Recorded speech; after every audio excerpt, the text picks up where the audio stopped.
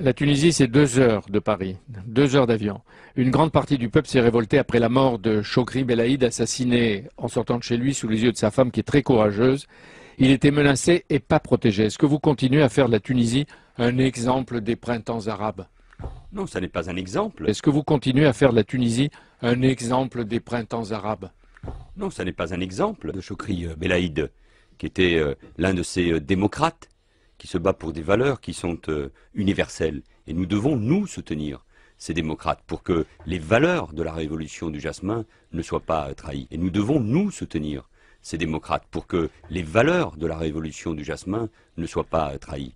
Mais bien évidemment, la France ne coopérera jamais quand il s'agit de réprimer un peuple.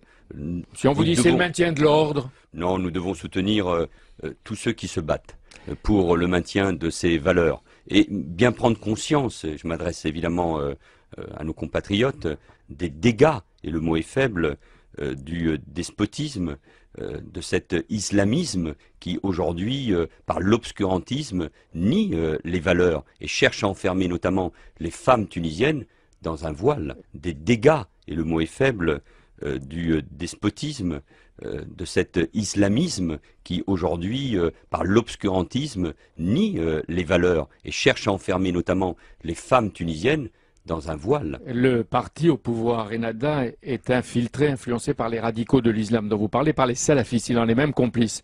C'est-à-dire qu'à travers ce que vous dites ce matin, l'Europe et la France ne doivent pas fermer les yeux sur la montée d'un fascisme islamique. Oui, il y a un fascisme islamique qui monte un peu partout. Attention aux mots évidemment que nous utilisons, mais cet obscurantisme qui parfois porte le nom d'un certain nombre de frères musulmans ou d'un salafisme, doit être évidemment condamné, puisque là, oui, il y a un fascisme islamique qui monte un peu partout. Attention aux mots évidemment que nous utilisons, mais cet obscurantisme qui parfois porte le nom d'un certain nombre de frères musulmans ou d'un salafisme, doit être évidemment condamné, puisque là, on nie encore une fois cet état de droit, cette démocratie pour lequel les peuples libyens, tunisiens, égyptiens se sont battus. Il y a eu des morts, il y a eu des gens qui très courageusement se sont battus pour ces valeurs, il y en a encore. Il y en a encore. Les Tunisiens qui le peuvent quittent parfois en ce moment leur pays.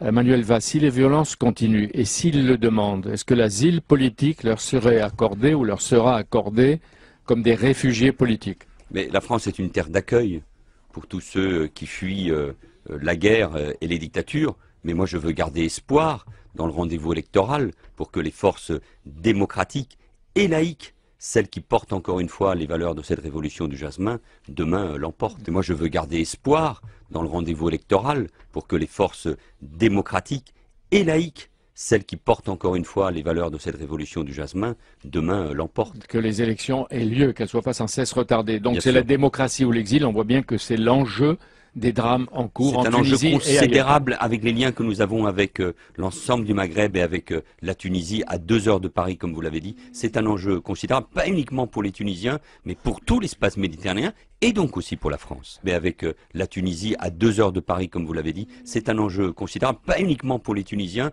mais pour tout l'espace méditerranéen et donc aussi pour la France.